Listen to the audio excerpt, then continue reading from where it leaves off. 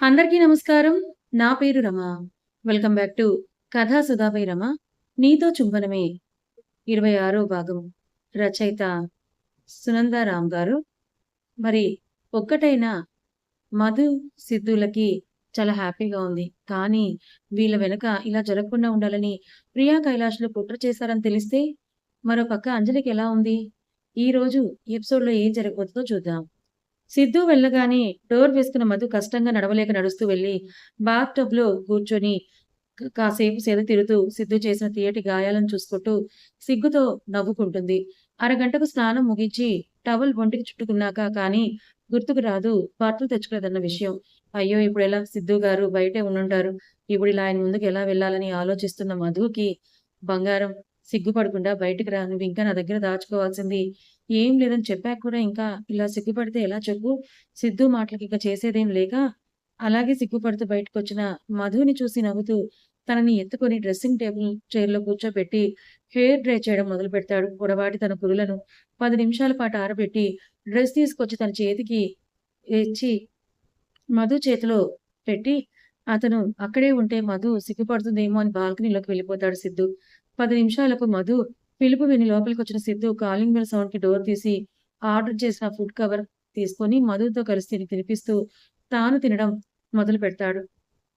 మధు నీకో happy news చెప్పనా? సిద్ధు అందిస్తున్న ముద్ద నోట్లోకి తీసుకుంటూ ఏంటి సిద్ధు గారు అని అడుగుతుంది. విజయ్‌కి, అంజలికి బాబు పుట్టాడు. కంగ్రాచ్యులేషన్స్ నువ్వు అత్తవయ్యావు. సిద్ధు మాటలకు సంతోషపడుతూ మీకు కూడా కంగ్రాట్స్ సిద్ధు గారు. మీరు కూడా మామయ్య అయ్యారు కదా! అవును. మన ఫ్యామిలీలోకి మరో బుజ్జి బాబు అడుగుపెట్టాడు. ఆ! అవును సిద్ధు గారు. అది కూడా మీ పుట్టినరోజు నాడే అని నవ్వుతుంది మధు. హా! అవును మధు.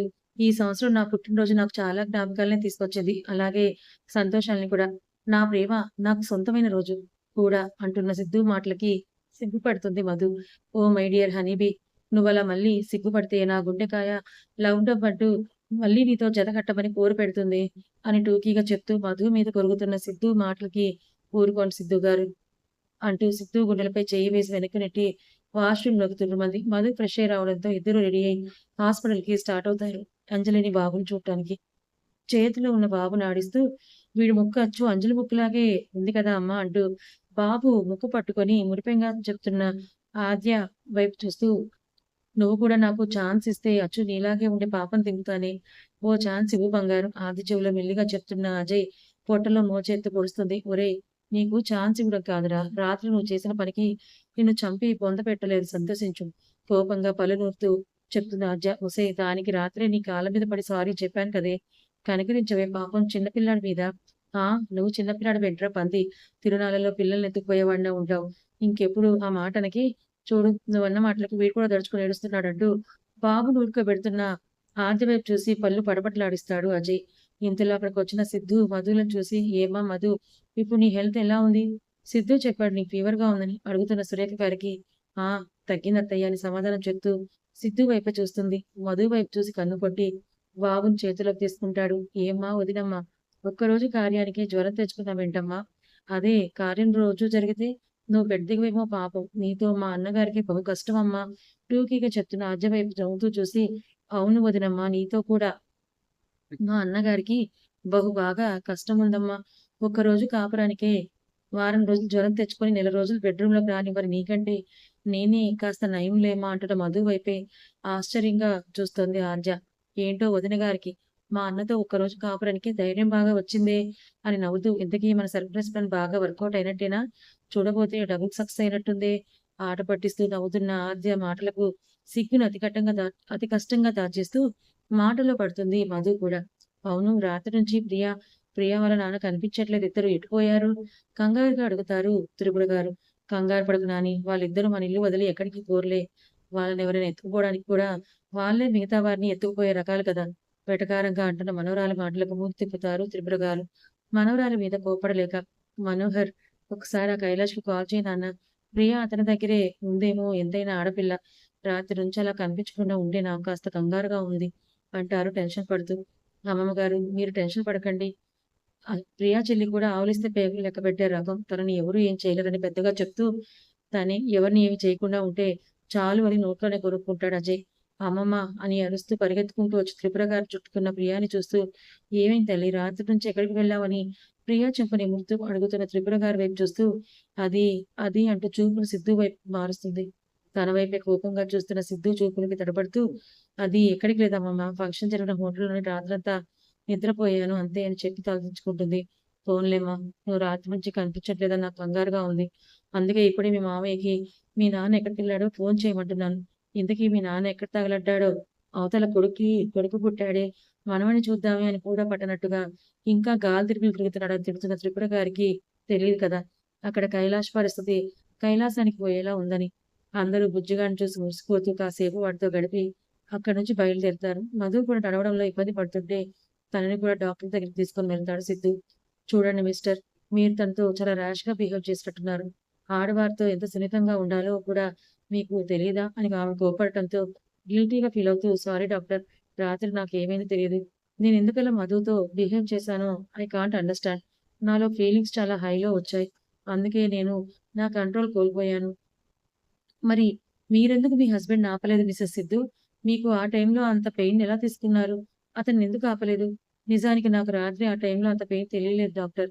నిజం చెప్పాలంటే నాకు కూడా ఆ టైంలో సిద్ధు గారు నాతో అలా ఉండడం ఇబ్బంది అనిపించలేదని తలదించుకొని చాలా ఇబ్బంది పడుతూ చెప్పింది మధు కూడా. డాక్టర్ అలా సిద్ధుది మాత్రమే తప్పు అని అతన్ని అనడం నచ్చక, వాట్? అసలు మీరిద్దరూ చెప్పేది వింటుంటే మీ ఇద్దరు హార్మోనల్ సెక్సువల్ డ్రగ్ ఏదో తీసుకున్నట్టుగా అనిపిస్తుంది. లేదంటే మీరు తనతో అంత వైల్డ్‌గా బిహేవ్ చేయడం ఏంటి? మీ మిసెస్ మిమ్మల్ని అపోజ్ చేయకుండా తను కూడా మీకు కోఆపరేట్ చేయడం ఏంటి? డాక్టర్ మాటలకు ఆలోచనలో పడతాడు సిద్ధు. మేడం, మీరేం మాట్లాడుతున్నారు? మేము అలాంటిదేది తీసుకోలేదని సిగ్గువిడిచి డాక్టర్‌తో చెప్పాలనుకుంటున్న మధుని ఆపుతాడు సిద్ధు. సారీ మ్యామ్, ఎక్కడో ఏదో మిస్టేక్ జరిగింది. మీరు తనకి ప్రెజెంట్ మెడిసిన్ ఇవ్వండి. ఇలాంటి పొరపాటు మళ్ళీ జరగకుండా చూసుకుంటానని చెప్తున్న సిద్ధు వైపు చూసి, ఇట్స్ ఓకే. మీ గురించి నాకు తెలుసు కాబట్టి నేను దీన్ని ఇష్యూ చేయట్లేదు. లేదంటే మీ మీద లీగల్‌గా యాక్షన్ తీసుకోవాల్సొచ్చేది. మీరిద్దరూ కొన్ని రోజులు దూరంగా ఉండండి. ఎలాంటి ఫిజికల్ ఇంటిమసీ పెట్టుకోవద్దు. నేను కొన్ని మెడిసిన్స్ రాస్తున్నాను. అవి వాడి ఆయింట్‌మెంట్ డైలీ అప్లై చేయండని మధుకి చెప్పి పంపిస్తుంది ఆ డాక్టర్. సారీ సిద్ధు గారు. ఎవరి దగ్గర ఒక మాట కూడా పడని మీరు నా వల్ల ఇప్పుడు డాక్టర్ దగ్గర కూడా మాట పడాల్సొచ్చిందని బాధగా చెప్తుంది మధు. లేదు బంగారం, సారీ చెప్పాల్సింది నువ్వు కాదు నేను. పాపం నా వల్ల నువ్వెంత ఇబ్బంది పడుంటావో. నేను నీతో చాలా హార్డ్‌గా బిహేవ్ చేశాను. బట్ మనకే తెలియకుండా మనకి డ్రగ్స్ ఎవరిచ్చుంటారు? సిద్ధు గారు, నేను నిన్న జరిగిన ఫంక్షన్‌లో జ్యూస్ తాగాను. అది తాగిన దగ్గర నుంచే నాకు కొంచెం కళ్ళు తిరుగుతున్నట్టుగా అనిపించింది. ఆ తర్వాత నేను స్పృహలోనే ఉన్నాను కానీ, నేనేం చేస్తున్నానో అర్థమయ్యి కానట్టుగా అనిపించింది నాకు.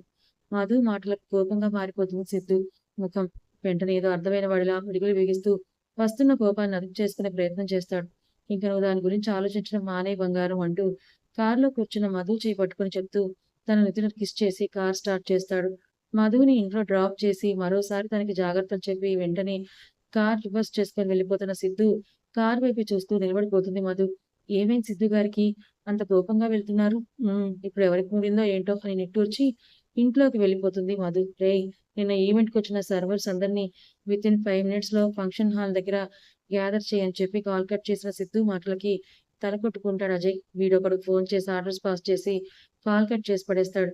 కనీసం నా ఆన్సర్ అయినా వినడు కదా అని సిద్ధుని తిట్టుకుంటూ ఈవెంట్ మేనేజర్‌కి కాల్ చేస్తాడు.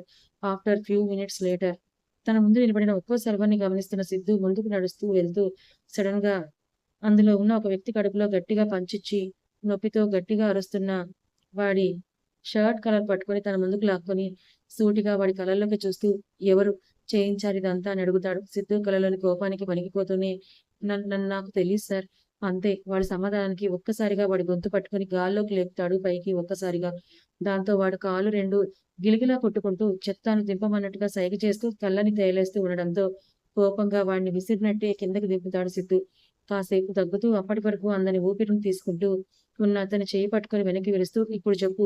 ఎవరు చెప్తే అలా చేశావంటున్న సిద్ధు వైపు చూసి, చెప్తాను సార్" అంటూ జరిగింది మొత్తం చెప్తాడా సర్వర్.